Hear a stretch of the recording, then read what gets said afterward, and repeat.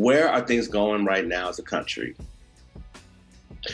Right now, our country has a lot of work to do. You know, it seems we always have a lot of work to do. You know, there's what, 300, 400 million people in the United States, something like that. And that's a lot of people to govern over and a lot of people to try to get all on one page. So, you know, the hope is always that we won't be divided, but the reality is people want different things. You know, people have different priorities. And where we are right now, from my perspective, is in a place that hopefully becomes less chaotic than the past 4 years. Less,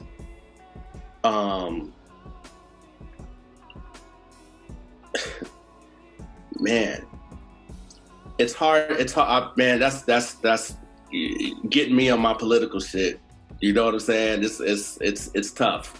I will say that I'm mostly an optimistic person. You know, the older I get, the more cynical I get sometimes. But I try to hold on to my optimism because my optimism is a big part of my creativity. You know, and I create better from an optimistic perspective than getting caught up in the muck and the mire of negativity. You know, so I'll speak on what I hope our future is, right? I hope our future is one where we can all listen to other people's opinions and just decide not to agree with them. You know what I mean? I hope that we can fall back on the cancel culture and just, you know, cutting people off because they said something you don't like. It's like all that shit is kid shit, man. It's like when you're an adult, you should be able to be bright enough to hear someone else's perspective, give them your perspective, try to get them to see your side. If they don't, agree to disagree, and let's keep it moving. You know what I'm saying? Like that's what America is supposed to be. You know, I don't gotta agree with everything that everybody feels on this call. You know, but that doesn't mean that we can't all do great shit together. Let's do great shit together. Let's it's really up to us what it's gonna be. You know, what our approach to life is, what our approach to our communities are.